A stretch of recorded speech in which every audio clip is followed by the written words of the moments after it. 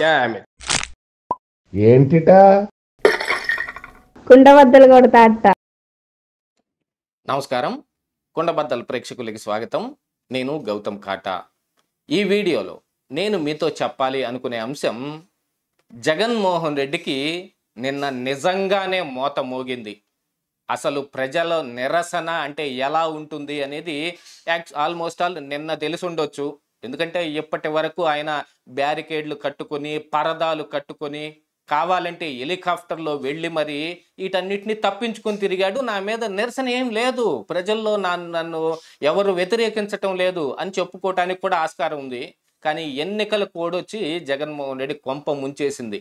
అసలు ఏం మోత మోగింది జగన్మోహన్ రెడ్డికి, ఎన్నికల కోడ్ వల్ల ఏం ఇబ్బంది పడుతున్నాడు అని నేను ఈ వీడియోలో మీకు వివరించబోయే ముందు మీ కుండబద్దల ప్రేక్షకులందరికీ ఒక మనవి, వీడియో నచ్చితే గనక ఖచ్చితంగా లైక్ చేయండి, మరో 10 మందికి షేర్ చేయండి.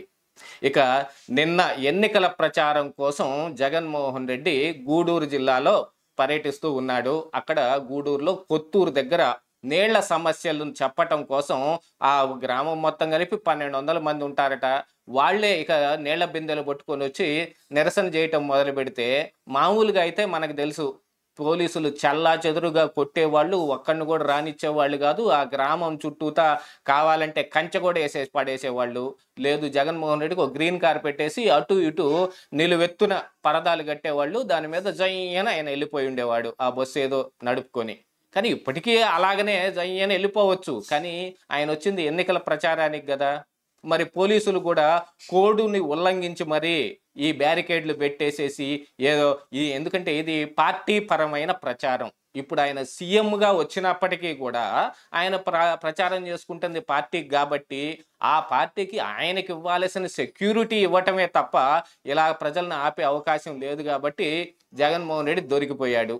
ఇది రాయలసీమలో ఉన్నా లేకపోతే గూడూరులోనో ఇలా జరిగింది అని అంటే అది కొంచెం ఒకంత ఆయనకి వ్యతిరేకంగా జరిగిందనే చెప్పుకోవాలి. అదే రాజధాని గ్రామాల్లో అయితే చూడండి ఇంకెలా ఉండేదో.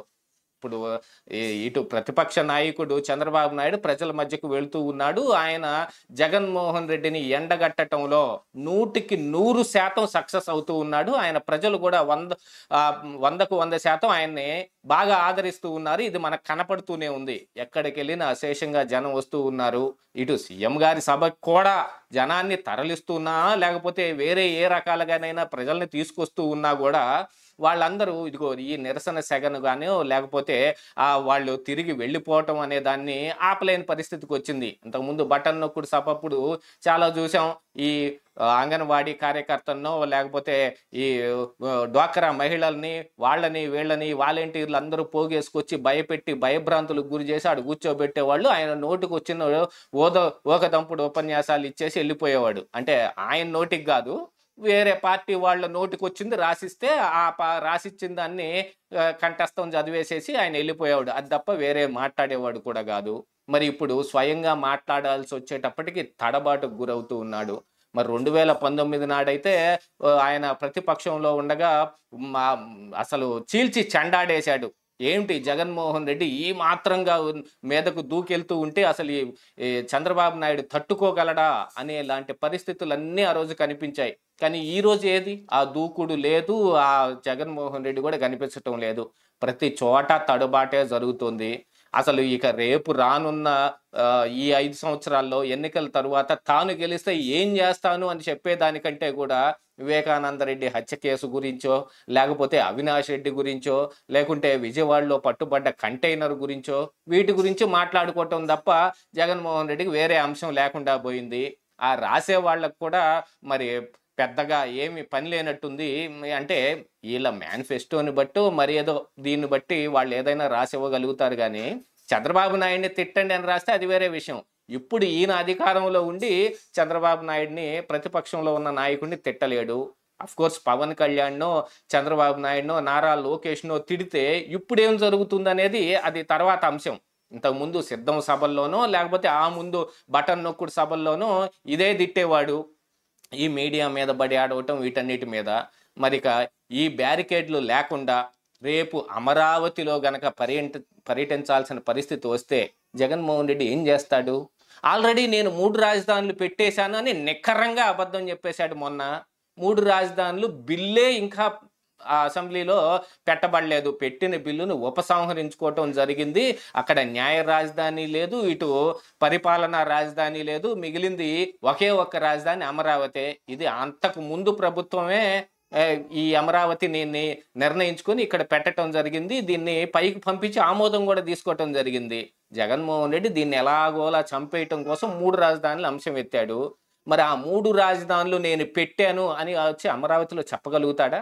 అసలు అమరావతిలో బ్యారికేడ్లు కానీ లేకపోతే ఉవ్వెత్తున పెట్టిన ఈ పరదాలు కానీ లేకుండా ఆ అమరావతి గ్రామాల్లో 29 గ్రామాల్లో ఆయన ఒక్క పర్యటన అన్నా చేయగలుగుతాడా? అలాంటి పరిస్థితి తెచ్చుకుంది ఎవరు? జగన్మోహన్ రెడ్డి. కనీసం వాళ్ళతో ఏమిటి మీ బాధ అని మాట్లాడిన పాపాను కూడా పోలేదు. పోలీసుల చేత అరాచక పనులన్నీ చేయించాడు. ఒక ఎస్పీ గారైతే గాల్లోకి ఎంతెత్తున ఎగిరి, ఆయన ఎప్పుడు ట్రైనింగ్ అప్పుడు ఎగురుంటాడు. ఆ తర్వాత లాఠీ పట్టుకుని ఇప్పుడు జగన్మోహన్ రెడ్డి కోసం ఎగిరాడు. మరి అలాంటి ఎస్పీలందరినీ అలాంటి వ్యవస్థలన్నిటినీ నమ్ముకుని ఇప్పుడు ఈ జగన్మోహన్ రెడ్డి ఈ ఎన్నికల ప్రచారం ఎలా చేస్తాడు? కోడ్ ఎంత ఉల్లంఘించినప్పటికీ కూడా పోలీసులు అంటే ఈ బ్యారికేడ్లు పెట్టి బయటకు బాహాటంగా కనిపించే వాటిని ఏ రోజు వాళ్ళు చేయలేరు. లోపల కావాలనంటే జగన్మోహన్ రెడ్డి కావలసిన పనులన్నీ చేసి పెట్టుండొచ్చు. చిలకలూరుపేట సభ లాంటి వాటికి పోలీసు సహాయ నిరాకరణ చేసి ఉండొచ్చు. అక్కడ గందరగోళం సృష్టించే పరిస్థితులన్నింటినీ చేసి ఉండొచ్చు. కానీ ఇప్పుడు బ్యారికేడ్లు పెట్టడం వీటన్నిటినీ చేయలేరు కదా. అలాంటి పరిస్థితి ఈ కోడ్తోటి వచ్చింది. జగన్మోహన్ రెడ్డి కూడా ఇప్పుడు ప్రజల మధ్యకి వెళ్ళి వాళ్ళకి ఏం చెప్పాలో తెలియక, ఈయన ఏం చేయాలో అర్థం కాక మంచి తడబాటుకు గురవుతూ ఉన్నాడు. నిన్న ఖాళీ బిందెల మోత మోగింది. అంటే జగన్మోహన్ రెడ్డికి నిజంగా మోగాల్సిన మోత ఇది. ఆయన బ్యారికేడ్లు పోలీసు వ్యవస్థ లేకపోతే ఇది లోపునే మోగుండేది జగన్మోహన్ రెడ్డికి. ఈ 4 సంవత్సరాల ఈ 10 నెలలు ఎలాగోలా నెట్టుకుని వచ్చేసేయటం జరిగింది. ఆయన పోలీసు వ్యవస్థను అడ్డం పెట్టుకుని, మిగతా వ్యవస్థలను అడ్డం పెట్టుకుని ఆయన కావాల్సింది చెప్పటం, మైకులో చెప్పటం తప్ప ప్రజల నుంచి వచ్చేది ఏది ఆయన వినేది లేదు. ఏదన్నా ప్రజలతో ఇంటరాక్షన్ అవుతున్నట్టుగా ఒకటి మేనేజ్ చేద్దామని సిద్ధం సభలో ట్రై చేసినప్పటికీ కూడా అంతా పెయిడ్ ఆర్టిస్టులు గోలే. చాలా వీడియోలు బయటకు వచ్చేసాయి. అక్కడ అమోఘంగా పొగిడిన వాళ్ళు తర్వాత అలా పొగడకపోతే నా గతి ఏమవుతుంది అని చెప్పుకుంటున్న వీడియోలు సైతం బయటకు వచ్చాయి. ఇక సోషల్ మీడియాను నమ్ముకుని 2019లో చేసిన అరాచక పనులన్నీ ఈరోజు చేసే అవకాశం లేకుండా పోయింది. జగన్మోహన్ రెడ్డి తన చేజేతుల తనకున్న అవకాశాలు మొత్తాన్ని నాశనం చేసుకున్నాడు. కొంత అటు ఇటుగా ప్రజలను కూడా ప్రతిపక్షాలను కూడా గౌరవిస్తూ ఆయన ఏదో ఒకటి చేసుకున్నా పెద్దగా ఎవరు పట్టించుకుని ఉండేవాళ్ళు కాదు. యాక్చువల్గా వైఎస్ రాజశేఖర్ రెడ్డి ఇలాగనే చేశాడు అని కొంతమంది రాజకీయ విశ్లేషకులు విశ్లేషిస్తూ ఉన్నారు. ఆ టైంలో ఈయన 1,00,000 కోట్లు తిన్నా కూడా మరి చూడండి వైఎస్ రాజశేఖర్ రెడ్డి మీద అభిమానం ఉంది. 2004లోనే కాదు 9లో కూడా గెలవటం జరిగింది. ఆయన పార్టీని గెలిపించుకున్నాడు. తరువాత కాలగతి మీద ఆయన తప్పుకోవాల్సి వచ్చింది. వేరే వాళ్ళు వచ్చి ఆ తర్వాత జగన్మోహన్ రెడ్డి కాంగ్రెస్ పార్టీని ఏం చేశాడో కూడా చూసాం. కాకపోతే జగన్ అసలు నిజ స్వరూపం ఈరోజు గూడూరులో ఖాళీ బిందెలతో బయటపడింది. ఇక మీదట రానున్న రోజుల్లో ఇటు కోస్తాలో కానీ అటు ఉత్తరాంధ్రలో కానీ ఆయన పర్యటిస్తే ఏం జరిగిద్ది అనేది దానికి ఇదొక చిన్న తార్కాణం మాత్రమే. ఇదే ఈరోజు కుండబద్దలు.